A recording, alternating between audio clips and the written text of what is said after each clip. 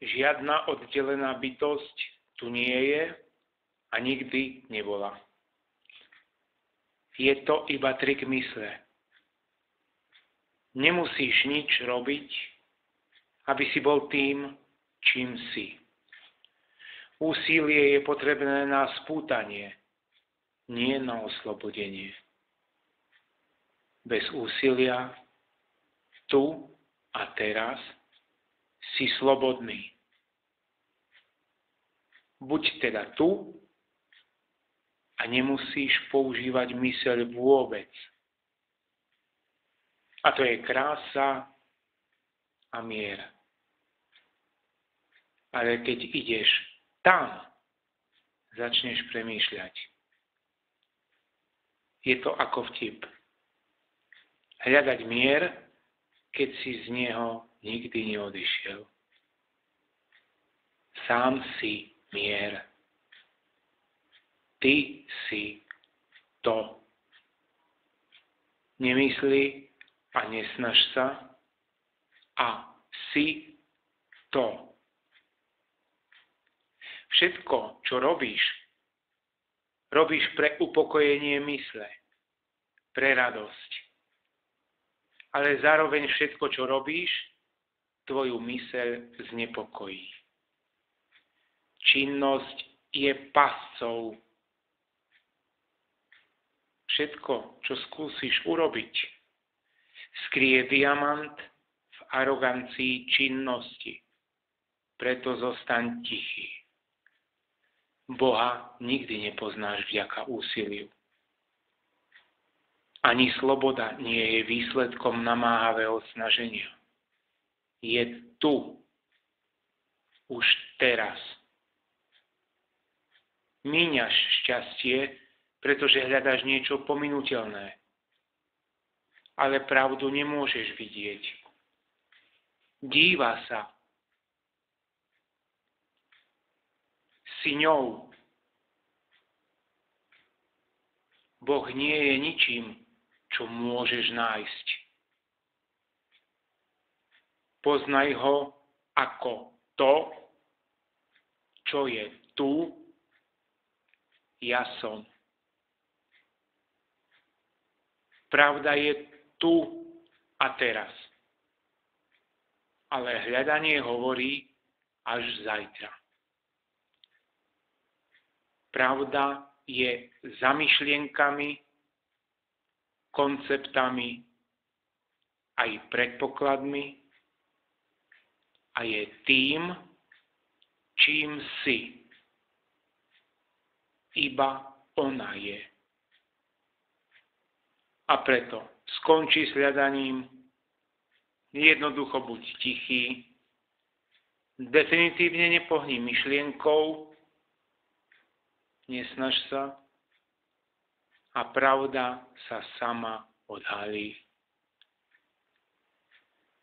Cvičenie a hľadanie si vyžaduje ego, ktoré ako subjekt chce prehlbiť vzťah s Bohom ako objektom. Ale ego je klamom, aroganciou a pýchou, falošným subjektom, ktorý zakrýva skutočný subjekt, Boha. Preto ponúkni smrť tohto falošného subjektu, pravému subjektu, Bohu. Iba keď odumrieš klamu seba, môžeš poznať pravého seba.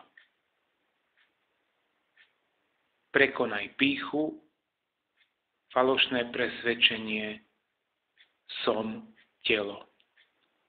A poznaj sa ako duch.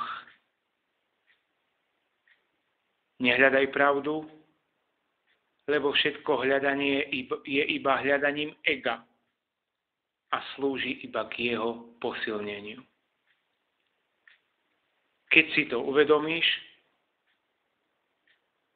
zrušíš pyšné duchovné ego ktoré pravdu križuje.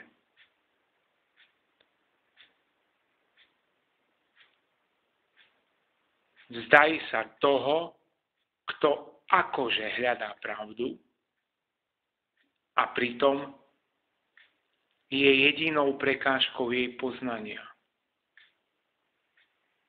Pravda je stav bez ega. Vzdaj sa pyšného presvedčenia, že si osobou.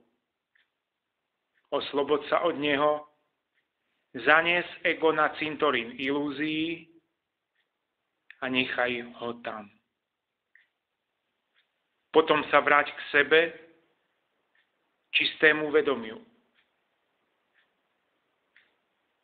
Múdry učiteľ ti radil, aby si poznal pravdu a tá ťa oslobodí.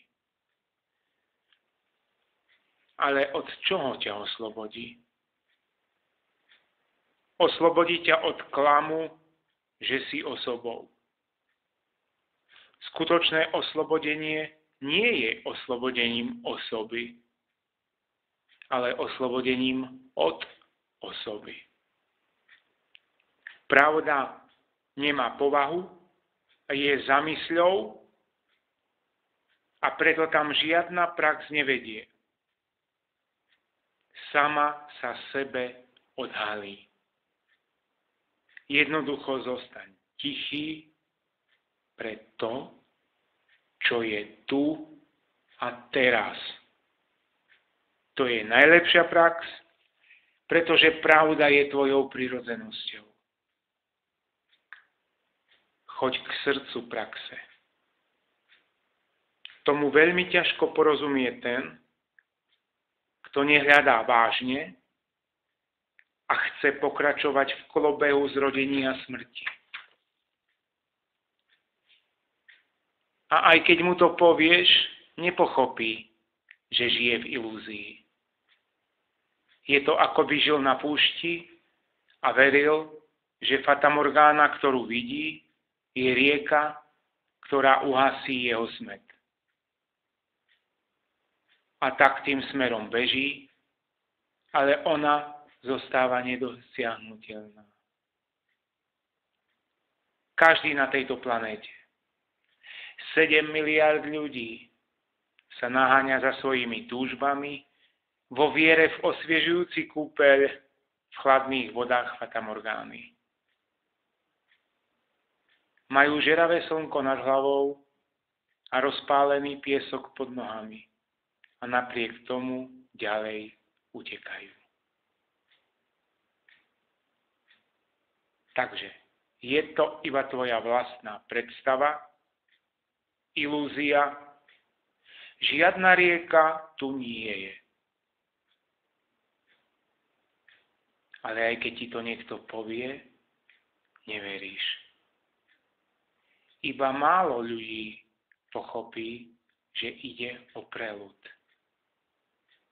Buddha to pochopil a aj po mnohých rokoch rozdáva mier, pretože všetko odmietol a tým všetko získal. Aj Ježiš učil, že jeho kráľovstvo nie je z tohto sveta, zo sveta fatamorgány, ilúzie. Podobne aj ty sa musíš vzdať všetkého, čo ťa trízni. Preto sa uistí.